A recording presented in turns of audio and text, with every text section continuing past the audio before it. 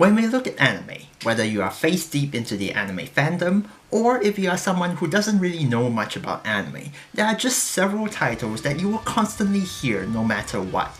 There are the big three, Naruto, Bleach, and One Piece, and then there are popular titles that have remained big topics, standing out from the hundreds of anime coming out every new season. My Hero Academia, Attack on Titan, Tokyo Ghoul, Fullmetal Alchemist, Re:Zero, and many more. And more often than not, many of these popular titles gain their reputation for being very good, except if it's an anime called Sword Art Online. But you got to remember, not every person who might eventually watch these anime end up watching them while they are still ongoing. And for every anime out there, and this applies even more so in recent times, would have been given a label for how good they are. And for those anime that are considered good by the general community, would build up this hype for people who have not watched them. Hype is a thing that many people would regularly use as a reason for why they did not enjoy a certain anime as much as they were expecting. Even if an anime may turn out to be good, they may still feel underwhelmed due to expectations. And this applies not just to viewers of existing anime, but it can even happen with every new season of anime. Before the start of a new season, there is always bound to be an anticipation ranking, so to speak, of all the new anime that will be coming out.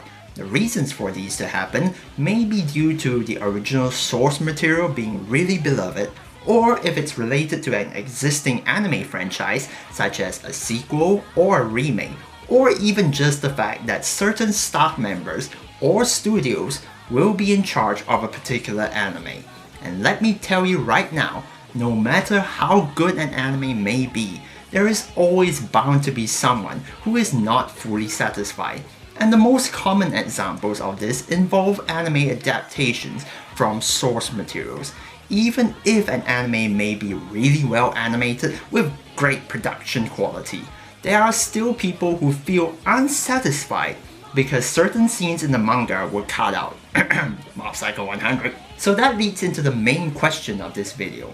How does hype affect me in my anime watching experience? Whatever the case, I guess. What I found throughout my many years watching anime is that when it comes to an anime that is generally considered good, I would most likely end up loving that anime as well. Like how I only got to watching Re:Zero during March of this year, and it is now my absolute favorite isekai anime. And even if I do end up feeling disappointed with an anime that has been positively received, such as Devilman Crybaby, I would still overall like that anime rather than dislike it. It wouldn't be a stretch to say that I am a rather optimistic guy when it comes to viewing anime in general. So many people hated Darling in the Franxx because of its rushed ending, but I still overall enjoyed the anime even though it didn't stick the landing.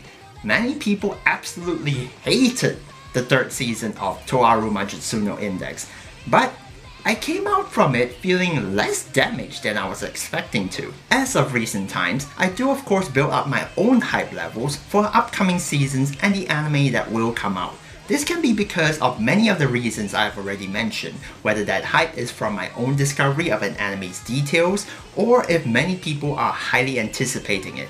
And again, more often than not, the anime that I get hyped up for more tends to turn out being my favorites from that season.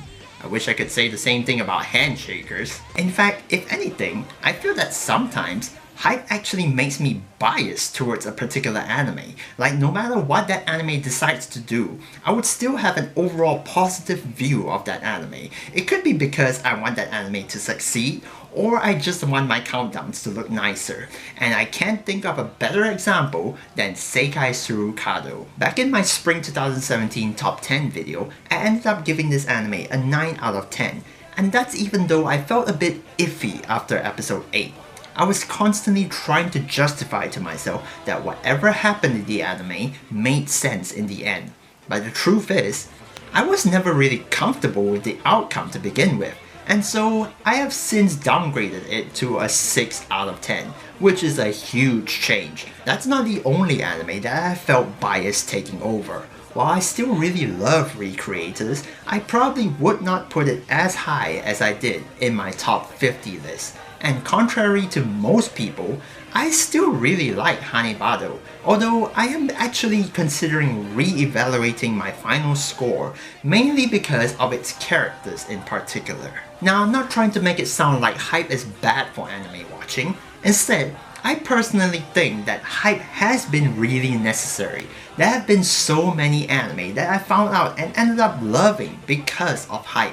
I remember when I was in my early years of watching anime, and Attack on Titan became the hot topic for years to come. And if it wasn't as hype as it was, I probably might have been left out from one of the greatest anime seasons I have witnessed in recent times. Or when everyone was saying how you will love Cowboy Bebop once you watch episode 5. And yet, I fell in love with it in episode 1. On top of all that, it makes me realize how it must have felt as fans of the old stuff like Naruto, Bleach, One Piece, Dragon Ball, Fairy Tail, etc. How good it feels to be part of a massive community that you can relate to and talk about it for years to come. And though I may have missed that early train, there is still a chance to experience that same feeling. After all, the hype train that I'm riding still has a long way to go.